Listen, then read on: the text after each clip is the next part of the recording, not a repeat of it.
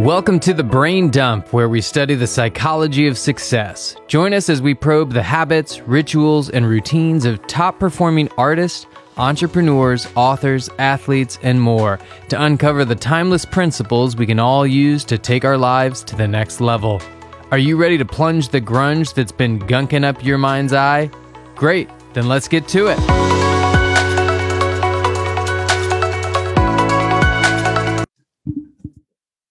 Guys, welcome back to the Brain Dump. We got me and Anthony in the house today. We're not even going to ask him if he's all right because we know he's good today. Always good. I'm Gucci. We're going to do an episode because Anthony reads a lot, I read a lot, and we wanted to do a quick episode to drop down some books. Anthony, when I look at those book lists, right, everybody says the same damn thing all the time. Those books are good. But I know there's some outliers out there, and I want to bring it to people's attention, share a little thoughts, and kind of go over some books that we read. So I'll shoot the first one to you. What's something that you think that not a lot of people that did something for you?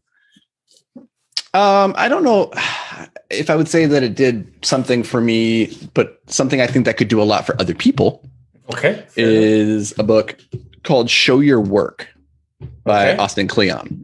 It's a little guy, and it's for not just artists, not just creatives, business people. And it's for people that have something inside them that they want to share with the world. Mm-hmm. They have some kind of art, and I believe everybody has some kind of art, some kind of means that they want to express with the world. And this book is all about how do you share your creativity and get discovered. Okay, because art is meant to be collaborative. It's meant to be consumed and shared. And I think there's a lot of people out there who are afraid to put their work out there because they think it's not good enough. They're scared what people will think. And this book is, I think, a really powerful resource for people to help overcome that. Give them the confidence to say, you know what, fuck it, I'm doing it anyway. You know what? I'm going to follow your vein. I like this. Where it's headed already. So one of the books I recommend to all my clients when they're feeling stuck, when they don't think they have something to share, is Big Magic, by the lady that wrote Eat, Pray, Love. I read that book in a time in the middle of my divorce, driving through the desert. I listened to it driving through the desert in Arizona, and it awoken the creator within inside me. And I think that a lot of people, and especially in the business world, don't understand, just like you said, that business and who they are is really art. Mm-hmm. And if you don't express it, it will move on to somebody else. And this book really taught me that. It's like the interview. I think I shared this on a previous episode with Michael Jackson, who was like, he was asked a question of like, why do you do this? And he said something to the effect of like, because if I don't, God will give this to Prince. If I don't sing and create these songs, he'll give them to Prince. Fair enough. It's true. And honestly, somebody asked me the other day, like what brings me the most joy in my life? And my answer is creation, like the act of creation. And this is for many, many people, the most important thing or the first thing that they ever create in their life is a kid. Yep. And that's why their life becomes all about having the kid. Wow, that's growing the kid.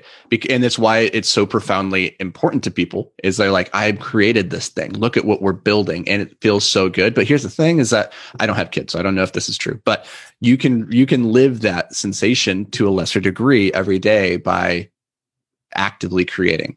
And that's, Big Magic, Show Your Work. These are books that will help you tap into that innate creativity so that you can go and create things that the world needs. I love that. What other book you got, my man? Another one is The Great Mental Models by Farnam Street. Farnam Street's a blog. You can pretty much get all of this book in there in that blog if you just go dig around for it. But it's actually a really beautiful little resource. Mental models are just different heuristics, different ways of looking at the world. Charlie Munger, who's Warren Buffett's partner, talks a lot about mental models and the fact that if all you have is a hammer, then all the problems in the world look like a nail. And the way that you overcome that is by filling your mental toolbox with as many different frameworks and ways of seeing the world, because there's never this one size fits all solution. It's, maybe a little bit of this framework and that framework and this other framework. I could put them together in new creative ways to create something that wasn't there before. And whether that's in business or in life, I think the people who are at the top of their game, the people who are winning, they're the best at that. I love that. It's the one I just finished recently, The Surrender Experiment. I thought Michael Singer is fantastic. Talks about how he gave up forcing and just allowed life to lean into where he thought it would take him, or he would show up for what he thought would take him, and how this created this magical, beautiful life. Understanding that the more we force, the more we push away. And I thought that was a super great book for me. It really opened me up to kind of what I was already thinking about. And The Surrender Experiment it was a great book. I don't think I haven't read that one. Actually, I haven't read either of the two that you've recommended so far. So I'm 0 for 2. Yes, that's impossible, guys. If you didn't know that, it was, now I'm really going to go out of left field to try to go. Get real crazy on the next one. Yeah. What about you? All right. Next one is Viktor Frankl's A Man's Search for Meaning. And, this is a guy who was in Auschwitz during the Holocaust, and watched his friends and his loved ones and his family get killed and in this horrible, horrible environment. And he talks about how he was able to not only survive, but, still thrive in that environment, and how he found meaning in even the darkest of places.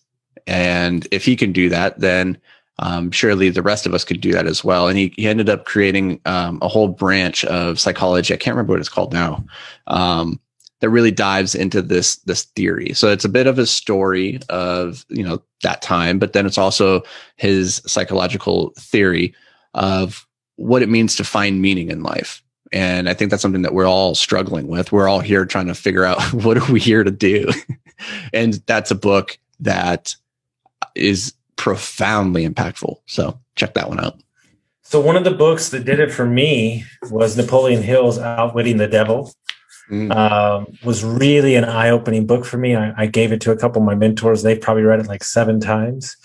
The interplay to him writing that back in 1930, whenever he did, 1910, and it's sitting away in a lockbox for 70 years because it was too controversial.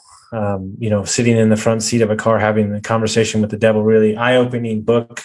That I think everybody should definitely read. And I'm going to go ahead and jump in and say another one I just finished.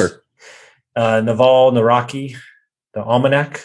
Oh, Ravikant? Naval Ravikant. Ravikant, excuse me. That I feel like that book for me will be one I read once a month. Oh, it's so good. It was that. It was literally, I sent it to one of my coaching clients. He's like, I literally read it in one sitting because I couldn't put it down. Fantastic. Say the right names because I just said it wrong. What is it? So everybody gets it. Naval Ravikant. Okay. He's you guys know I have a man crush on Naval. He's the best. And it's for a reason. So it's good. Man, I'm telling you. And so without going into too detail, maybe one or two just names while they're looking, and I'll shoot two. 2 more names? Yeah, just 2 more names. Of books? Books. Let's see. One is, this is fiction. It is The Book Thief. Again, another kind of World War II story. It's very dark, but it's also very bright. And I think fiction is a gateway into reality in a lot of ways. It's realer than reality, and you can feel emotions bigger than you can in reality a lot. And that's a story that for me carries some really big emotions around some really big topics around, again, meaning. For me, Don Miguel Ruiz, The 5 Levels of Attachment, fantastic book. Really, really, every time he speaks, every time you read those books, it changes me, it shifts me. So those are some books, guys. We wanted to do. Here's another one. Okay. I just looked at the bookshelf. I saw another one. Sapiens by Noah Yuval Harari. A lot of what we talk about, or at least a lot of what I talk about on this show when I'm citing like, hey, this thing, human behavior, it stems from understanding like the history of our species. And that book is a really great overview of that topic. So if you want to understand yourself as a person, as an individual, you have to understand us within the context of our history and within our relationship as a tribal species. And that book is just riveting from front to back. I love it. Guys, I want you to take note of something.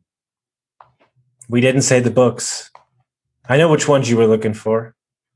We didn't say the books. You know what they were looking for? That purple one? Those other things. Did we talk about business? Were those business books? Yes, we've read them. But as we talk about on the podcast, it's way more important to understand yourself. So then you must go out in the world and be the best version of yourself. So take these books, read them, listen to them. These are just a couple books we love, and we'll see you next time, guys.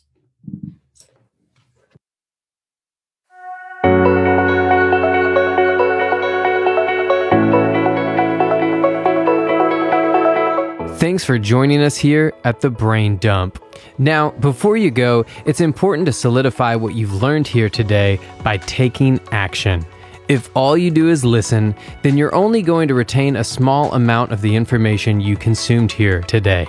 So take a quick moment to really lock in any key insights, tidbits, or pieces of wisdom that you want to carry with you into the future. You can do this by heading over to iTunes and leaving a review with your top 3 takeaways from this episode. If you've already left a review, first, thank you so much. Second, it's time to start a brain dump journal. It doesn't have to be fancy, just a slip of paper will do, where you can record a couple quick thoughts from each episode. Science shows this is one of the best ways to ensure long-term retention of new information. And finally, if you've got a brother, a sister, a coworker, or a best friend that you think would benefit from this episode, do them and us a favor and share with them this episode. Your support, as always, means the world to us.